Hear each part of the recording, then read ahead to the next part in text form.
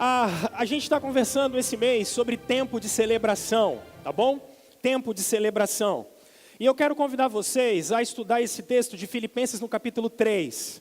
Na verdade, nós vamos estudar todo o capítulo de Filipenses, capítulo 3, até o versículo 1 do capítulo 4.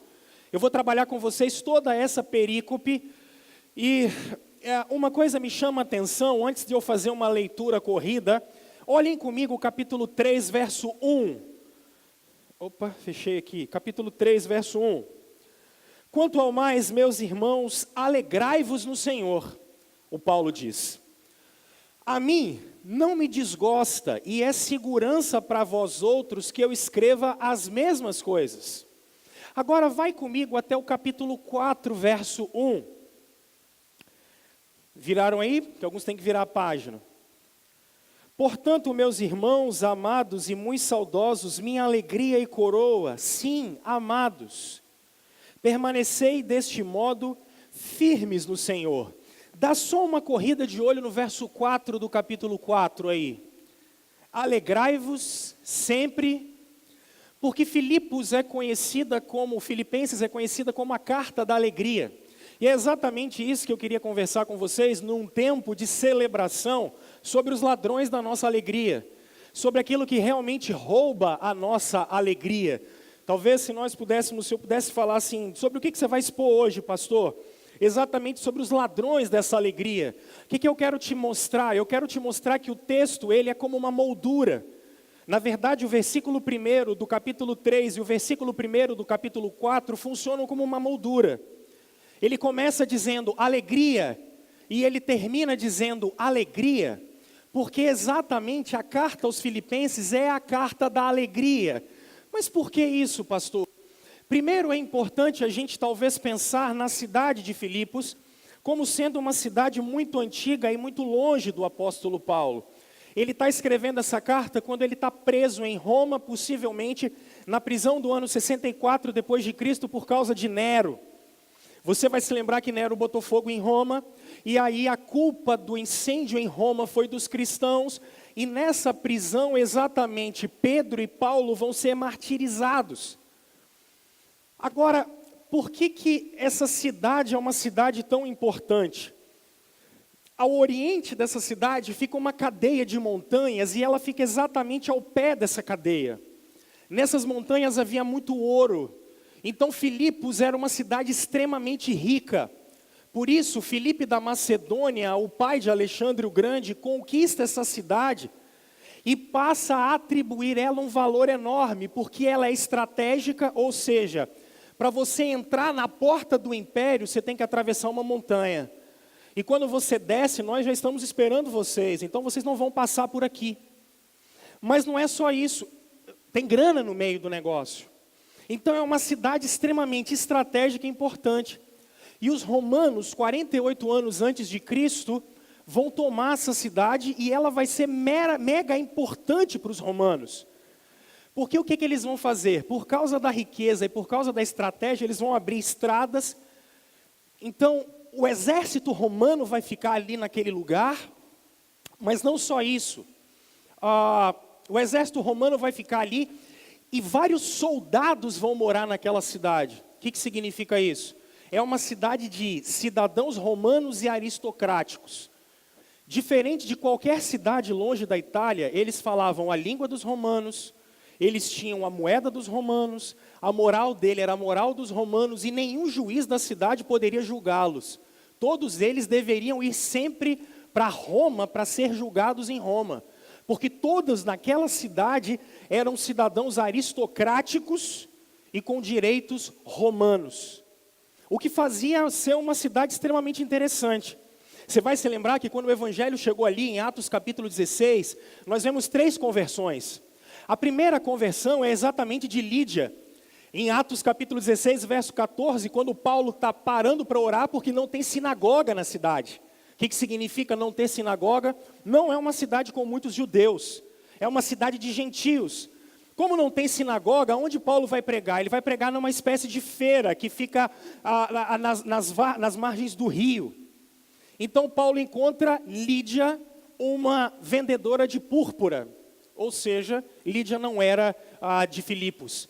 Porque para ser vendedora de púrpura e com esse nome, possivelmente ela era asiática.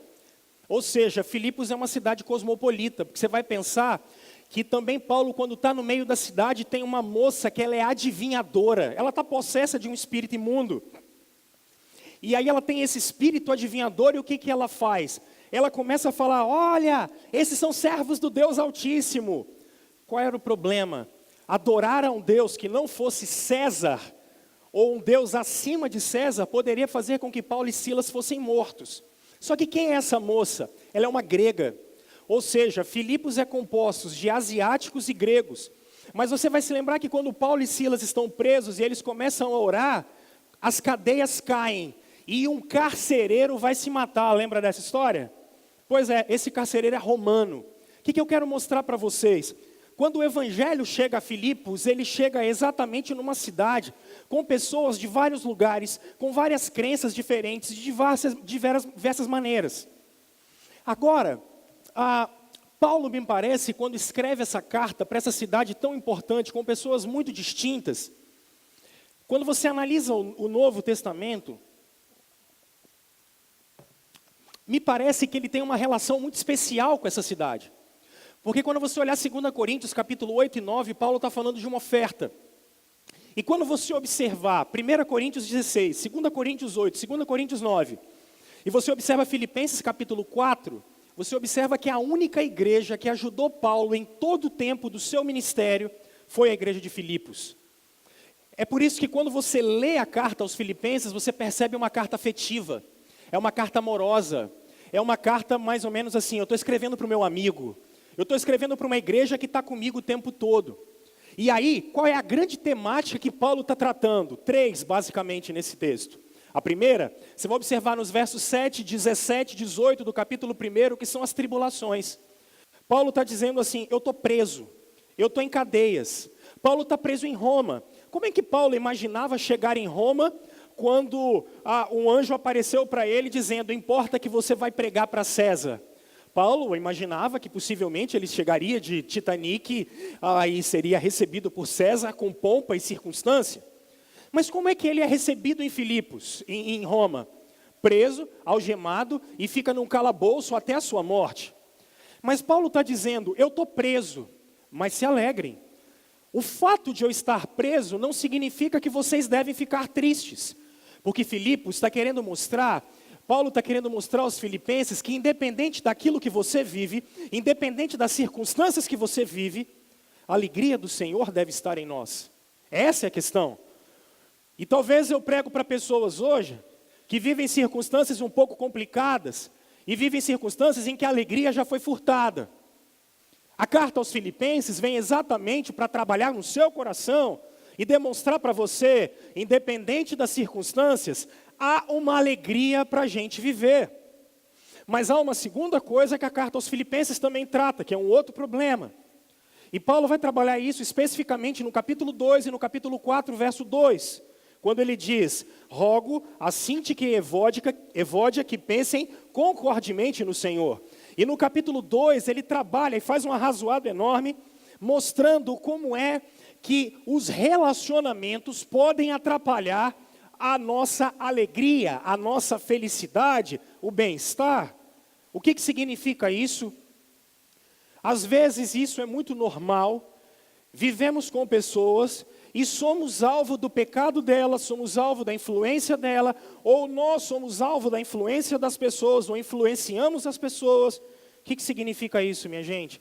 Os relacionamentos, os conflitos que vivemos, em algumas ocasiões, eles podem sim tirar a nossa alegria. E talvez eu prego para pessoas hoje que vivem problemas nos relacionamentos.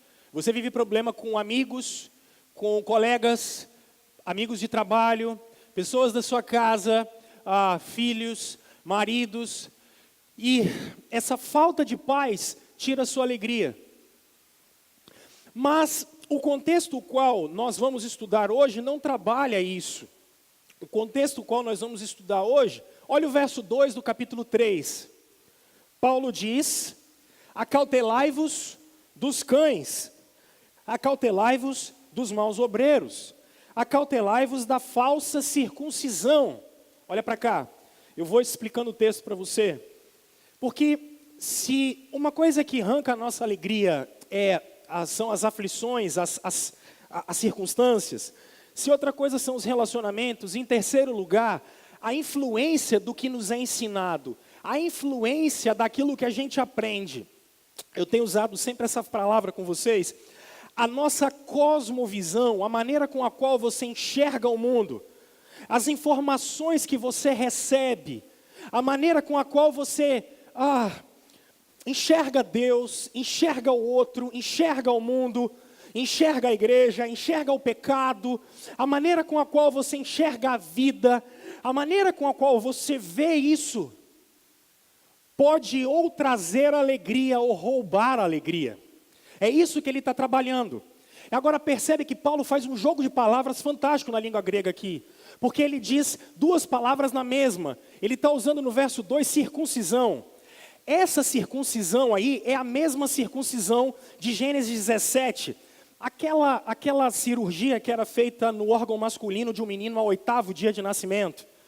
E aquilo era um sinal da graça de Deus, porque todo macho de 8 anos deveria ser circuncidado. O que era isso?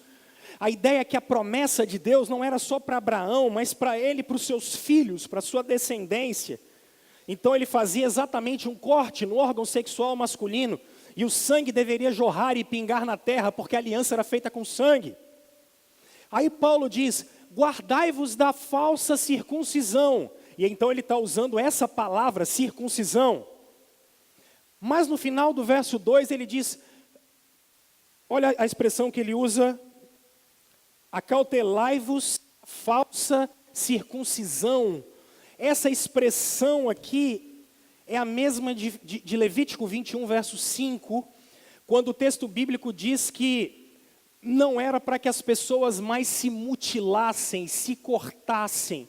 Não é mais um ritual da circuncisão, mas eram as mutilações que os pagãos faziam, quando eles cortavam seus corpos em oferendas a outros deuses. É isso que Paulo está dizendo. Mas por quê? Que falsa circuncisão é essa? Olha o que ele continua dizendo. Porque nós é que somos a circuncisão. Nós que adoramos a Deus no Espírito e nos gloriamos em Cristo Jesus. E não confiamos na carne. Aí agora, esse aqui é legal demais. Bem que eu poderia também confiar na carne. Se qualquer outro pensa que pode confiar na carne, eu ainda mais. Circuncidado ao 8º dia, da linhagem de Israel, da tribo de Benjamim, hebreu de hebreus, quanto à lei fariseu. Quanto ao zelo perseguidor da igreja, quanto à justiça que há na lei irrepreensível. Mas o que para mim era lucro, isso considerei perda por causa de Cristo. Sim, deveras considero tudo como perda por causa da sublimidade do conhecimento de Cristo Jesus, meu Senhor. Por amor do qual perdi todas as coisas e as considero como refúgio para conseguir Cristo. E ser achado nele, não tendo justiça própria que procede da lei, senão a que é mediante a fé em Cristo. A justiça que procede de Deus baseada na fé. Para o conhecer e o poder da sua ressurreição e a comunhão dos seus sofrimentos. Conformando-me com ele na sua morte. Para de algum modo alcançar a ressurreição dos mortos. Olha para cá. Por que Paulo está falando isso? Por que Paulo diz, ei, vocês não precisam mais mutilar o corpo de vocês, porque nós somos a circuncisão. O que é a circuncisão? Como eu comecei a dizer para vocês, Deus sempre deixou sinais visíveis da sua graça. Nós aqui estamos diante de um grande sinal visível da graça de Deus. Isso é o meu corpo, isso é o meu sangue. Mas na antiga aliança, no Antigo Testamento, não era esse sinal visível. Por quê? Daqui a pouco vocês vão participar da Santa Ceia e o que vocês vão lembrar? Que Cristo estava na cruz morrendo por vocês. Mas que o sangue de Jesus não só te purificou de todos os pecados, como garantiu que Ele vai voltar. Por isso, todas as vezes que comerdes do pão e beberdes do cálice, anunciais a morte do Senhor até que Ele venha. É essa a ideia. Na antiga aliança, para que a gente, lá no Antigo Testamento, para que eles tivessem prova de que Ele é o nosso Deus e nós somos o seu povo, o sinal era a circuncisão. E o que Paulo está dizendo? Paulo está dizendo, gente, tomem cuidado com essa gente que começa a dizer para vocês que vocês precisam voltar para um ritual antigo. Porque voltar para um ritual antigo não é a circuncisão, porque ela não mais existe. Voltar para um ritual antigo é só você mutilar o seu corpo. Voltar para um ritual antigo é só você simplesmente fazer um corte no seu corpo. Isso não resolve nada. E aí ele diz, querem ver um exemplo? O exemplo sou eu. E qual é o exemplo que ele começa a citar a partir do verso 4? Ele começa a dizer assim, bem que eu poderia também confiar na carne. Por quê? Olha o verso 5. Eu fui circuncidado ao 8º dia. Você diz assim, e daí, pastor? Você precisa se lembrar que os descendentes de Ismael também se circuncidavam. Só que aos 14 anos, como Ismael. Porque Ismael também, assim como Isaac, era descendente de Abraão. E ele diz, eu não sou descendente de Ismael. Os idumeus, que são os descendentes de Esaú, filho de Jacó, irmão de Jacó, também se circuncidavam. Mas Paulo está dizendo, eu fui circuncidado não como ismaelita e não como descendente de Esaú. Eu sou descendente de Abraão. Eu sou judeu, ele está dizendo. Mas olha o que ele continua dizendo. Eu sou da linhagem de Israel, da tribo de Benjamim. O que o Paulo quer dizer com isso? Ele está dizendo, você precisa se lembrar que no período do exílio, a única tribo que ficou com a tribo de Judá, na divisão do reino entre Roboão e Jeroboão, foi exatamente a tribo de Benjamim.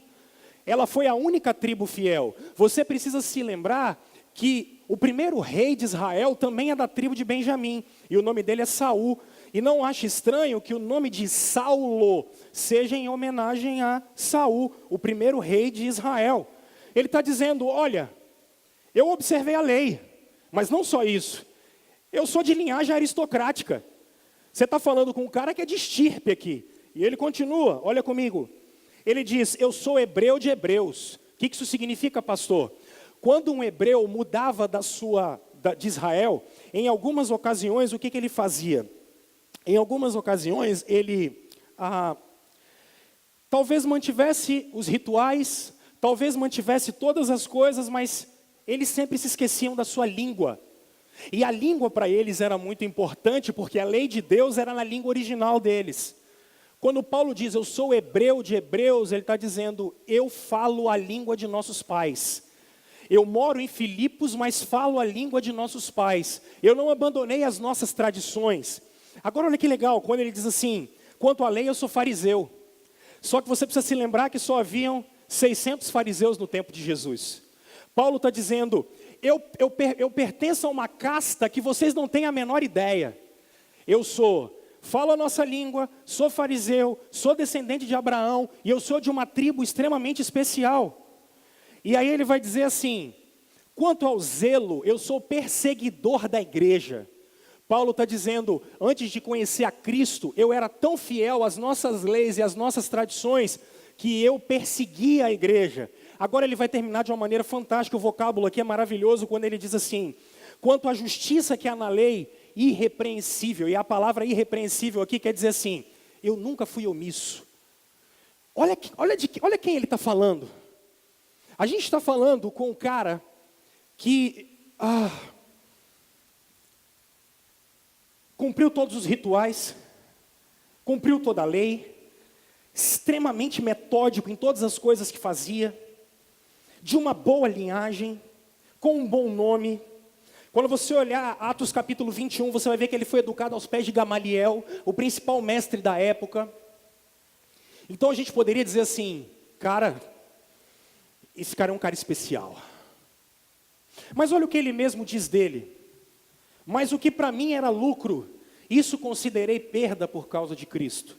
Sim, deveras considero tudo como perda por causa da sublimidade do conhecimento de Jesus Cristo, o meu Senhor, por amor do qual perdi todas as coisas e as considero como o quê? Essa palavra aqui é comida para cachorro, é essa a ideia. Sabe resto de comida que você joga na lata do cachorro para ele comer? A palavra refúgio aqui é isso. Só que você tem que se lembrar que cachorro no primeiro século é um animal que não é visto como hoje, tá? A galera não queria saber, cachorro era tido como bicho sarnento. Cachorro era bicho de rua, que andava em matilha, fazendo arruaça na rua. Paulo está dizendo, tudo isso que vocês viram para mim é comida para animal que vocês nem querem saber. Olha que legal. Onde eu estou? Para conseguir Cristo e ser achado nele, não tendo justiça própria que procede da lei, senão é que é mediante a fé em Cristo, a justiça que procede de Deus baseada na fé. Mas você poderia dizer assim, pastor, esse cara tem tudo. O que é que está faltando? A palavra justiça aqui, ela tem várias traduções, mas aqui, mais ajuda o contexto para entender o que Paulo está falando. A palavra justiça é quando ele diz assim, eu não quero a justiça que vem da lei. A palavra eu preciso de alguma coisa que faça com que eu me relacione com Deus novamente. Eu preciso de alguma coisa que faça com que eu e Deus estejamos interligados. Essa é a palavra justiça. Paulo está dizendo assim, não adianta eu ter todas essas coisas. Não adianta eu ser circuncidado. Não adianta eu falar língua. Não adianta eu obedecer à lei. Não adianta nada disso. Porque se eu fizer tudo isso é comida para cachorro. Tudo isso não serve. Porque a primeira coisa que rouba a nossa alegria é exatamente quando nós tentamos ter uma justiça própria. E o que eles faziam é quando nós tentamos construir um relacionamento com Deus próprio. E eu vou explicar isso para vocês. Presta atenção nisso. Meus irmãos, o que é que atribui a gente sentido na vida? O que atribui a gente sentido na vida? O que atribui a você a razão de você levantar e dormir? Lembrem-se de João Calvino, quando ele dizia que nosso coração é uma fábrica de ídolos. E lembrem-se que também os nossos ídolos, normalmente o que eles fazem conosco? Todo ídolo pede sacrifícios. Todo ídolo pede uma morte. A grande questão aqui é que se Paulo tinha um problema sério com os hebreus que queriam que eles voltassem para a lei, eu acho que hoje nós não estamos querendo voltar para rituais. Eu acho que não é essa a ideia. Eu não vejo ninguém aqui querendo tocar chofar. Eu não vejo ninguém aqui querendo arca da aliança. Eu não vejo ninguém aqui andando com o pergaminho dos 10 mandamentos embaixo do braço como se fosse fiscal da lei. Eu não acho que o homem do século 21 esteja assim. Mas eu acho que a pior coisa é que o homem do século 21, e entenda isso, na questão do relacionamento com Deus, o homem do século 21 escolheu para ele outro Deus. É essa a questão. Nós escolhemos outro Deus. E eu vou dizer para vocês que eu estou com o Michael Gorin quando ele diz que o Deus do nosso século é o materialismo. Se o nosso Deus é o materialismo, como nós vamos nos relacionar com Ele? É aqui que eu quero chegar. Porque o Deus materialismo vai pedir de você uma justiça, uma satisfação da sua ira, da sua justiça. Rômulo, o que você quer dizer com isso? Meus irmãos, percebam o seguinte. Nós vivemos num tempo, num período em que tudo é palpável e material. O materialismo tem uma vedete que é exatamente o consumismo. É o consumo. Agora, o que acontece com a gente? Nós educamos filhos para ser um sucesso. Nós educamos filhos para que eles cheguem na universidade, façam mestrado, doutorado, para serem alguém na vida. Eu tenho conversado isso sempre com vocês. Porque nós crescemos educando os nossos filhos no altar do Deus materialismo. Nós vivemos as nossas vidas exatamente tentando o tempo todo qual é o que mais te promete salvação no nosso tempo. Trabalho. O trabalho para nós é redentor. O trabalho para nós, na era do consumismo, é redentor. Porque é como se o trabalho trouxesse para você satisfação, felicidade. E eu não estou dizendo que ele não simplesmente é, porque ele é. A grande questão é quando nós usamos ele da maneira errada. Porque nós normalmente trabalhamos simplesmente para conquistar, consumir, ter, para sermos felizes. Educamos filhos para isso. Corremos atrás de dinheiro o tempo todo. Corremos atrás de bens e materialidades o tempo todo. Ficamos depressivos, o que nós vamos fazer? Vamos numa loja, compramos uma bolsa. Ficamos depressivos, o que a gente faz? A gente parte para o entretenimento. Por quê? Porque a promessa do século 21 do materialismo está destroçando a gente, ela está comendo a gente viva. O materialismo está matando a gente. No altar do Deus materialismo, no altar do Deus trabalho estão os nossos filhos, porque nós não temos tempo para eles. No altar do Deus materialismo, no altar do Deus consumismo estão os nossos casamentos, estão as nossas relações com Deus. Por quê? Porque nós estamos buscando a justiça, não de Deus, mas no materialismo. Estamos querendo saciar a alma da gente com materialismo. Esse é o nosso problema. Só que qual é o problema? Os ídolos que prometem sacrifícios, os ídolos que querem sacrifícios, eles nunca estão satisfeitos com vocês, e eles sempre pedem mais, e você dá mais, e você dá mais. Gastamos rios de dinheiro com moda, com entretenimento, gastamos rios de dinheiro, gastamos a nossa saúde, e quando não sobra mais nada, esse Deus materialismo continua pedindo mais, mais, mais, mais. Até quando, meus irmãos? Até quando nós vamos servir o espírito da época? O espírito da época que olha para nós como se tivéssemos que ser perfeitos, como se tivéssemos que manter uma imagem de super-homens, vivendo de aparências, porque é o que o Deus materialismo pede de nós, é o que o Deus consumo pede de nós, vivermos para agradar os outros. Só que qual é o problema? O problema é que quando você olha para dentro de você, nada disso te preenche.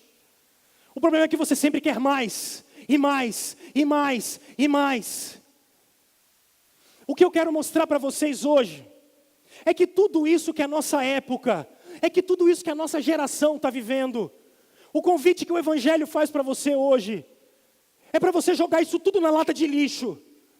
Eu não estou querendo dizer que você não vai querer viver uma vida com conforto. O problema é quando o conforto vive o seu Deus. O problema é quando o trabalho vira o seu Deus. O que o Paulo está dizendo é todas essas coisas que eu trabalhei durante mais de 30 anos na minha vida, isso de nada serviu para mim. Porque isso não mudou meu coração, porque isso não mudou a minha mente, porque isso não me garantiu a vida eterna. E é por isso que ele olha e diz assim, o que eu quero conhecer a Cristo. E é aqui que eu quero trabalhar mais profundamente com vocês. Meus irmãos, vocês vêm à igreja de domingo a domingo. O que há em Cristo, meus irmãos, para nós conhecermos? O que há em Cristo para a gente saber? Há mais do que religiosidade. Em Cristo há mais do que você vir aqui porque você está com medo de Deus, então você tem que vir aqui cumprir um voto. Há mais em Jesus Cristo do que simplesmente você dar dízimo porque você está com medo do devorador. Isso é pecaminoso. Há mais em Cristo. E aí eu quero te mostrar isso de uma forma simples. Sabe o que há em Cristo para nós? Sabe qual é a justiça de Deus para nós? Lembrem-se que Deus estava em Cristo morrendo para reconciliar a gente com Ele. Quando Deus estava na cruz através de Jesus Cristo, Ele estava morrendo pelos seus pecados. Ele estava fazendo você ter relação com Ele de novo. É por isso que Ele te deu o Espírito Santo. Agora eu quero que você preste atenção o que há em Jesus, que é tão diferente do espírito dessa época. Primeiro eu poderia te dizer, os deuses do nosso tempo, a sua imagem, a fama, o dinheiro, o trabalho, a beleza, sexo, entretenimento, só te matam. Mas Cristo, ao contrário, morre no seu lugar. Ele morre no seu lugar. Mas não é só isso, gente. Olhem, por exemplo, quando Jesus, em Marcos capítulo 2, ele encontra o paralítico. Eles descem com ele. Olha o que Jesus fala para aquele cara. Eu conversava isso com a minha turma hoje de manhã. Jesus olha para aquele cara e diz, os seus pecados estão perdoados. Sabe o que isso significa, gente?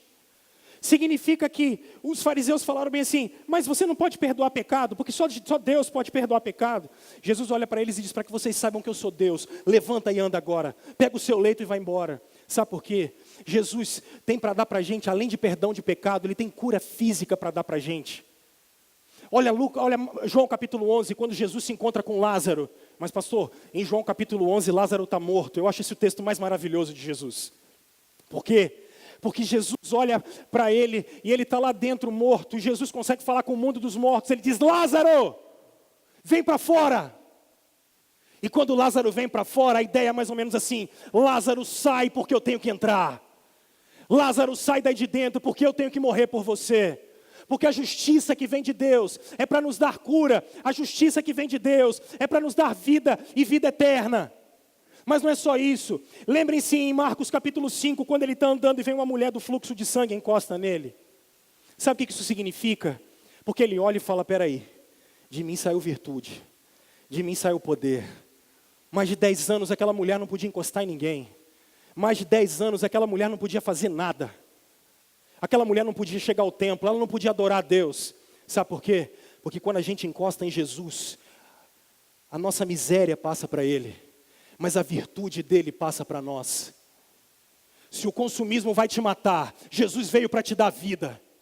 Se o mundo veio te destruir, Jesus veio te trazer de volta. Ele veio se entregar por nós. Ele veio exatamente perdoar os nossos pecados. Agora, se você não consegue enxergar isso, se você não consegue ver isso, meu irmão, é exatamente porque o espírito da época está cegando a gente. Sabe qual é a alegria que deve permear o nosso coração? Não é quando a gente paga a fatura do cartão de crédito. Isso é maravilhoso. Isso é bom demais. Pagar a fatura do cartão de crédito e não entrar no rotativo é maravilhoso demais. Mas não é disso que eu estou falando. Porque com Jesus dá para pagar a fatura e muito mais. Porque o que Jesus tem para dar para nós é muito mais importante do que a fatura do cartão de crédito. Jesus tem muito mais para dar para mim e para você do que simplesmente o carro novo. Jesus tem muito mais para dar para a gente do que qualquer outra coisa. E o meu convite para você hoje é para que o seu coração se alinhe, não ao espírito da nossa época, não ao espírito da nossa época, mas para que o seu coração se alinhe ao nosso Salvador e ao nosso Redentor. Quando você coloca a sua justiça, o seu relacionamento com Deus no lugar errado, a alegria vai embora. Talvez eu estou pregando para pessoas hoje que estejam colocando a sua confiança no lugar errado. É possível que eu esteja falando com pessoas aqui hoje que colocam a sua esperança no lugar errado, que colocam o seu coração no lugar errado. E falar de Deus é muito genérico. Porque ateísmo no nosso período é coisa do passado. Todo mundo fala de Deus hoje em dia. Mas o que me chama a atenção é que quando nós falamos de Deus, a gente está falando da pessoa bendita de Jesus Cristo. E Ele está aqui exatamente para que você possa conversar com Ele hoje. Olha comigo o verso 12.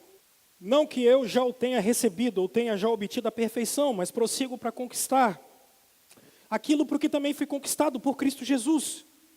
Irmãos, quanto a mim não a julgo havê-lo alcançado, mas uma coisa faço, esquecendo-me das coisas que para trás ficaram ou ficam, e avançando para as que adiante de mim estão, prossigo para o alvo, para o prêmio da soberana vocação de Deus em Cristo Jesus. Todos, pois, que somos perfeitos, tenhamos esse sentimento.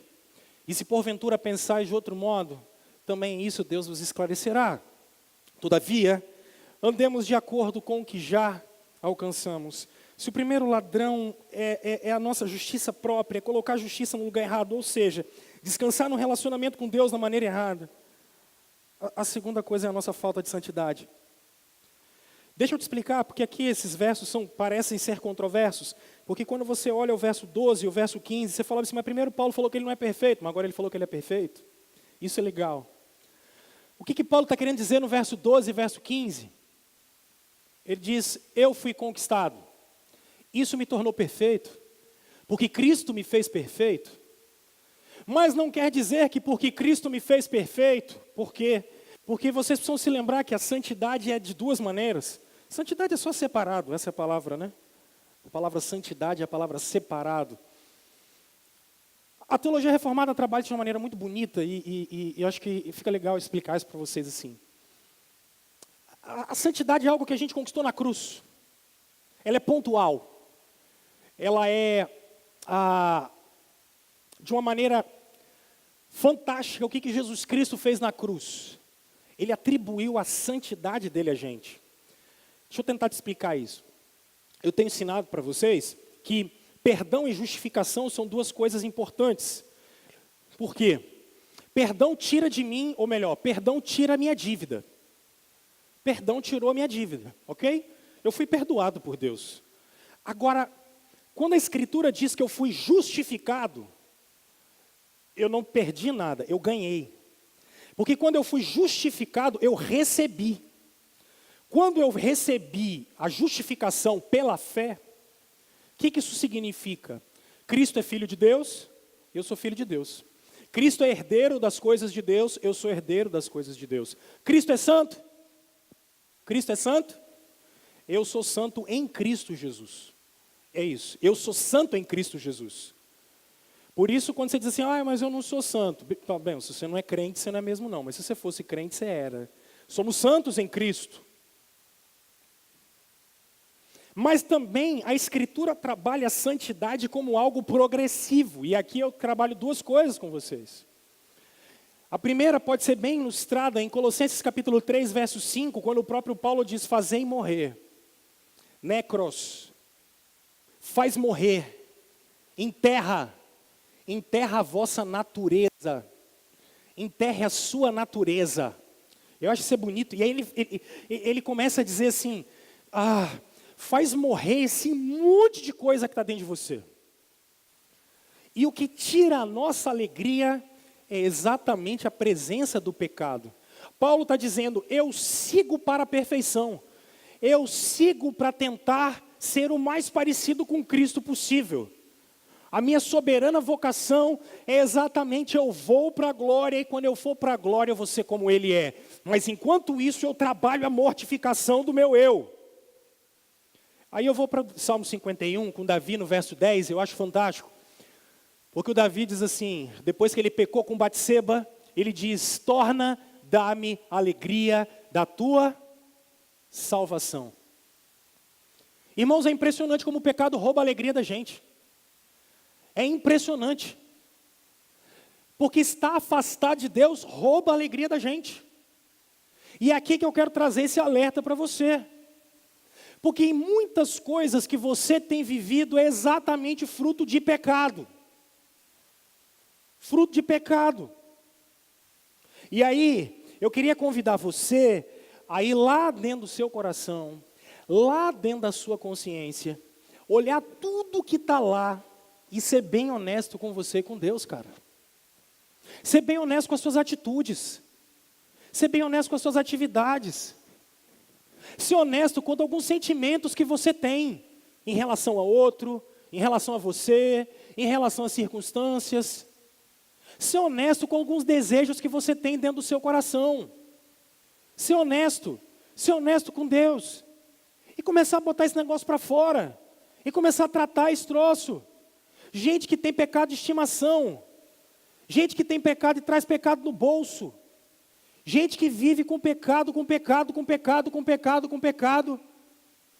É impossível ser alegre desse jeito. Aí sabe o que você faz? Você fala, Deus. Eu acho que Deus olha e fala, então. Irmão, por que pisar na cruz de Cristo assim? E olha só, seja você crente ou não, seja você de confissão religiosa ou não, consciência todos nós temos. Agora, especialmente nós que somos cristãos, nós somos indesculpáveis, irmãos. Porque o Espírito Santo está aqui exatamente para te convencer. Não entristece o Espírito, não apague o Espírito. Leve esse negócio de vida cristã a sério. Leve isso a sério. Porque a vida com Deus é séria. Abandona literalmente o pecado. E aí eu falo com você que hoje, talvez venha aqui e não tenha nenhuma confissão religiosa.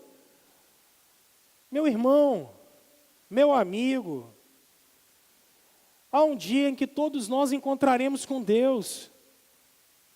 Cara, o que a gente apresenta para Ele? Só há uma coisa para apresentar para Deus. O sacrifício do Filho dEle. Para que a partir do sacrifício do Filho dEle, a gente possa viver vida santa. Diga não ao pecado. Irmão, ninguém que anda com Deus, cara, anda desamparado. A gente pode sofrer por algum tempo, a gente pode passar por algumas dificuldades por algum tempo, mas vale a pena ser fiel.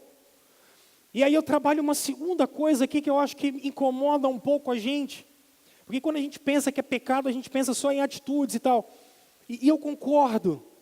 Mas eu acho que uma das coisas que a nossa confissão de fé trabalha muito bem com essa questão de pecado é a motivação. É a motivação. O que me motiva a estar aqui? Será que aparecer? Porque é legal? Ficar aqui 1 hora falando para vocês? O que me motiva a ter casado com a Aline? O que me motiva a ser pai? O que te motiva a ser marido? O que te motiva a ser esposa? O que te motiva a ser filho? O que motiva você a ser profissional? Ou as nossas motivações estão centradas na glória de Deus, na promoção do nome de Deus? Ô irmãos, a gente tem que trazer o nosso coração de volta. Porque eu volto no meu primeiro ponto, o materialismo vai tentar roubar o seu coração o tempo todo. Para pecado, só tem uma coisa para fazer: confissão e arrependimento.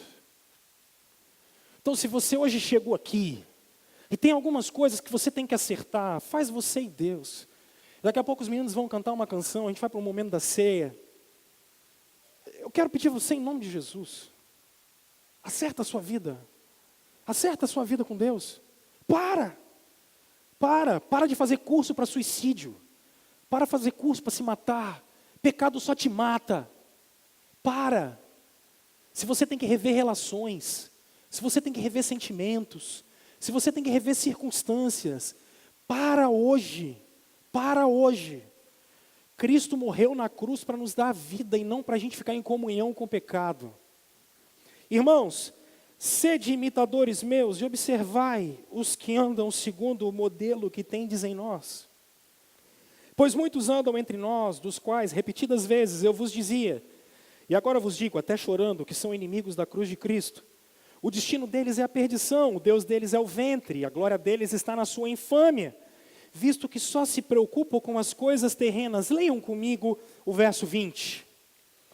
Pois a nossa pátria está de onde também aguardamos o Salvador, o Senhor Jesus Cristo, o qual transformará o nosso corpo de humilhação para ser igual ao corpo da sua glória, segundo a eficácia do poder que ele tem até subordinar a si todas as coisas. Se o primeiro ladrão da nossa alegria é a justiça própria, é o relacionamento próprio que não vem de Deus, que não parte de Cristo. Se segundo é a falta de santidade, o terceiro é a falta de visão da vida eterna. A falta de visão da vida eterna. Eu falei com vocês que os filipenses eram uma colônia romana. O maior orgulho dos filipenses era exatamente pertencerem a Roma. Falamos a linguagem dos romanos. Nós temos a língua dos romanos. Nós temos juízes romanos, somos julgados pela lei romana. Nós temos soldados romanos e somos aristocratas romanos. Uau, como somos bons! E o que o Paulo diz? Nossa pátria não é Filipos. Nossa pátria não é Roma. Nossa pátria não é Jerusalém. Nossa pátria não é Cariacica. Nossa pátria não é o Espírito Santo. Muito menos o Brasil. Nossa pátria é a glória com Cristo Jesus. Para onde você está caminhando? Porque é por isso, e quando as circunstâncias chegam, você se desespera. Tim Keller diz uma coisa fantástica, quando ele fala assim, gente, sabe por que a gente tem tanto medo da morte? Porque a gente acha que a vida acabou aqui. Aí a gente perde alguém ou alguma coisa, ou a gente está pronto para perder a própria vida. A gente ainda acha que a vida é aqui. A gente ainda acha que o mundo acabou. Meus irmãos, vocês não se lembram de nosso Senhor Jesus Cristo? Quando perguntado pelo sal dos seus, o que ele disse? Eu não sou Deus de mortos, eu sou Deus de vivos. Eu sou Deus de Abraão, de Isaac e Jacó. E aonde estão Abraão, Isaac e Jacó? Com o Senhor. Meus irmãos, será que nós não nos lembramos de Estevão, quando ele é arremetido com pedras? E a Escritura nos diz que quando Estevão dobra o seu rosto em terra, ele olha para os altos e diz: eu vejo os céus abertos. Eu vejo o Filho do Homem, Jesus Cristo, assentado à direita de Deus Pai. Meus irmãos, a nossa pátria não é essa. Porque quando Estevão morre, ele não morre, a Escritura diz que ele adormece. Porque é o que acontece conosco. Mas nós ainda achamos pelo materialismo que a vida é agora.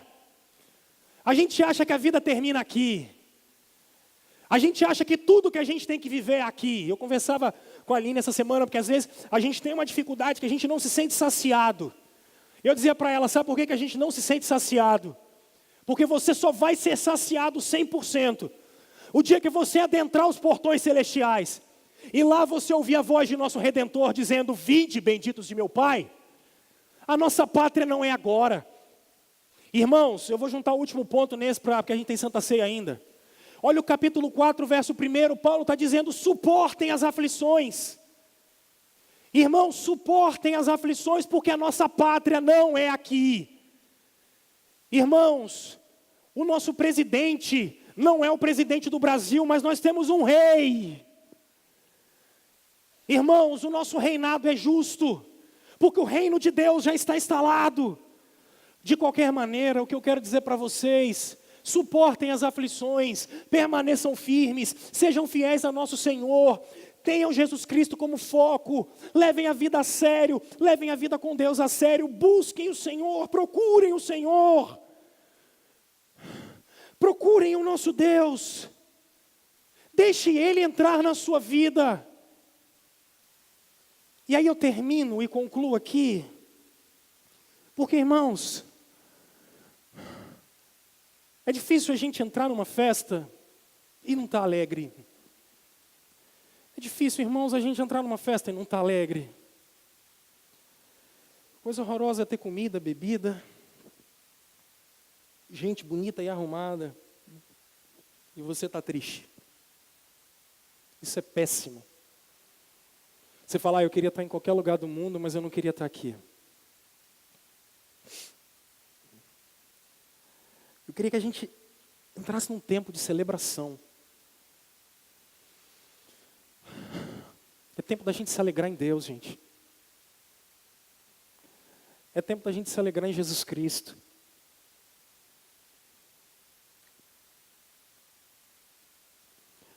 E aí eu queria convidar você, para diante daquilo que a gente conversou hoje, eu queria que você tivesse uma conversa com Jesus aí onde você está. Talvez você tenha confiado só em você e na sua força. Talvez a sua vida tenha sido literalmente como Eclesiastes vai nos dizer no capítulo 1 e 2. Correr atrás do vento. Talvez sua vida tenha sido isso. Preocupado com tudo e com todos. Menos preocupado com o que deveria se preocupar.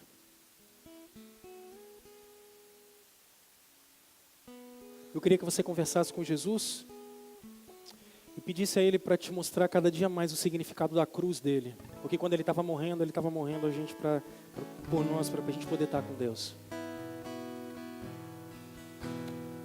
E aí eu queria falar com você que talvez está vivendo uma vida meio torta, longe de Jesus.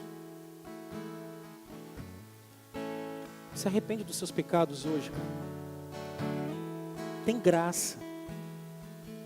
Tem favor de Deus. O Salmo 66, no verso 20, ele é lindo. Bendito seja Deus, que não me rejeita a oração e não afasta de mim a sua graça. Você pode se arrepender dos seus pecados. E você pode se encontrar com Jesus. Ele está vivo. Confie no que Ele fez por você na cruz. Mas não perca de vista a vida eterna. É para lá que a gente vai. É para Cristo que estamos caminhando. A nossa pátria não é aqui, meus irmãos. A nossa pátria é quando adentrarmos os portões celestiais. É para lá que nós vamos.